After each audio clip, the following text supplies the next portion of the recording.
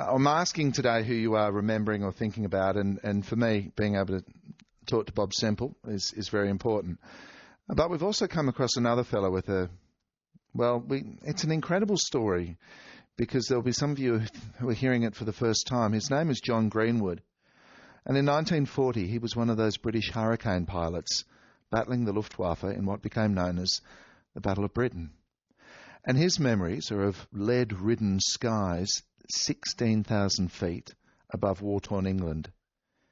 And he's thinking about those he flew alongside, and no doubt those who never came home. And John came to Australia after the war. He now lives in Safety Bay, and what a pleasure it is to say hello to John Greenwood. Good morning to you, John. Hello, Jeff. How are you? I'm well. I'm lying in bed with the telephone to my ear. What are you doing lying in bed? Well, I'm sick, man. Are you? Well, my head is the best part of my body at the moment. Well, I'm really glad we got the chance to talk to you. This is a day of memories. I guess it's a day of tough memories as well. Who are you thinking of today, John? I was thinking of all those lovely young men I used to fly with who got killed and in the Battle of Britain, and some of them got killed afterwards in North Africa and places.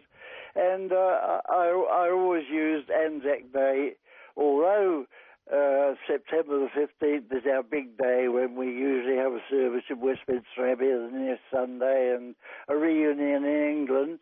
I've been there 5 times now. Yes. I always use Anzac Day here because I've been here 62 years and I'm still called the Bloody Palm. Well, do you barrack for England in the cricket?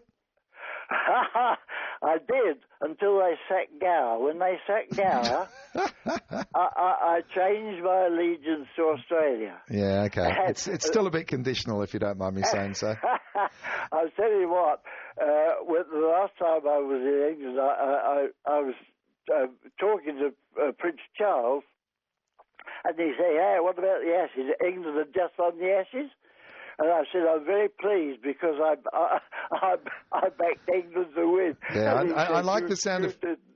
I like the sound of you. You're the kind of man, depending on the audience, will say the right thing for that audience. But I want to ask you, John, I want to take you back because I want to ask you, what was it like to be in the cockpit of a Hurricane? Because from what little I understand, didn't the Hurricanes have to get very, very close to the German fighter to have much chance at all? That's right. Well, there were 3 fights. Forget the Messerschmitt 110. Unless you met it head on, you could. It was an easy target.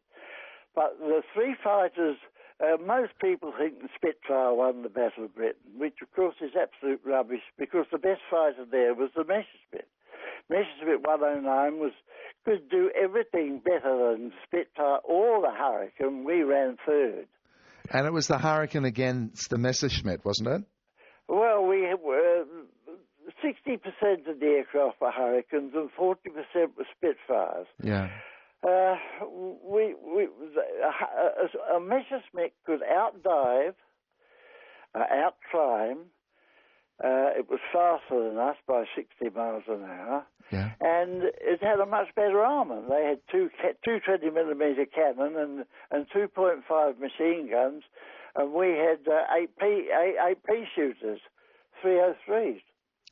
John, I know that the casualty rate and the death rate was enormously high, and I am sure you know just how many of your squadron went out and sometimes didn't come home. Can you tell us how many of your friends and colleagues died during that battle?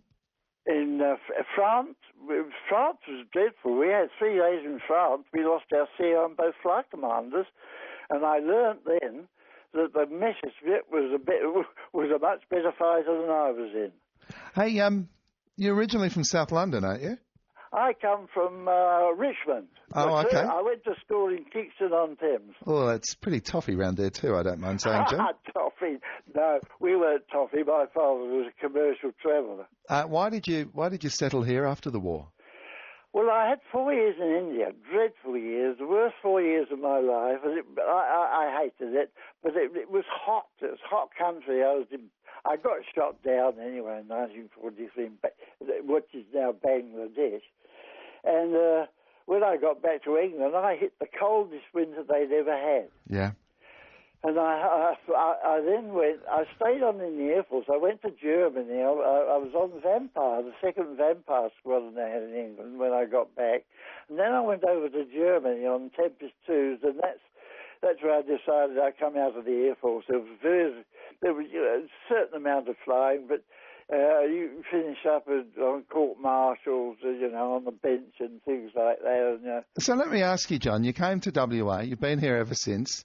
You sound like you've got a very active mind and a very, very proud history. Why? Can you just remind me why you're still in bed?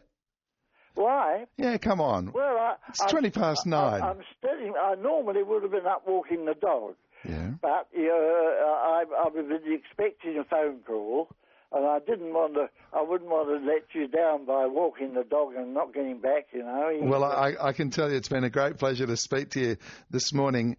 As we say goodbye now, will you get up and walk that dog? Yes, I shall be getting up and walking the dog and having breakfast. Yeah, in your own time. John, it's delightful to speak to you. Thank you so much. Oh, it's a pleasure. His name's John Greenwood.